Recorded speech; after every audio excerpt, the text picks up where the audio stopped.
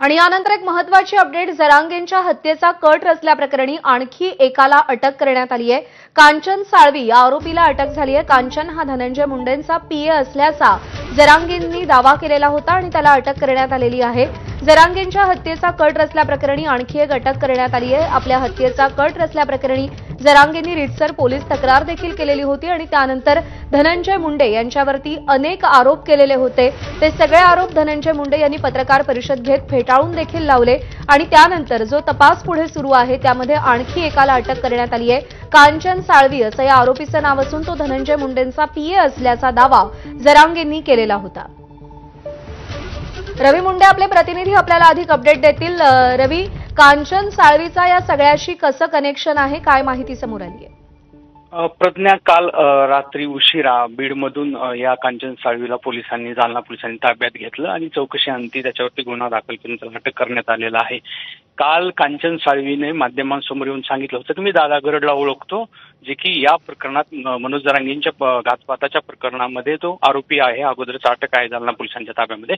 आपण गरडला ओळखत नाही, मात्र अमोल खुनेला ओळखतो असा दावा त्यांनी केलेला होता। आणि गरड जो आहे त्याच्याशी आणि अमोल खुनेशी यांचा नेमका काय संबंध आहे याचा पोलीस तपास करणार आहेत। त्यासाठी चौकशीसाठी ताब्यात घेऊन अटक केलेला आहे। मात्र पार्श्वभूमी अशी आहे की काल माध्यमांसमोर कांचन साळवीने ज्या पद्धतीने सांगितलं की गरडने आपल्याला काहीतरी रेकॉर्डिंगच्या बदल्यामध्ये पैसे मागितल्याचा आरोप कांचन साळवीने केला होता आणि आपण प्रत्येक चौकशीसाठी समोर जाण्यासाठी तयार आहेत असं देखील म्हटलेलं होतं।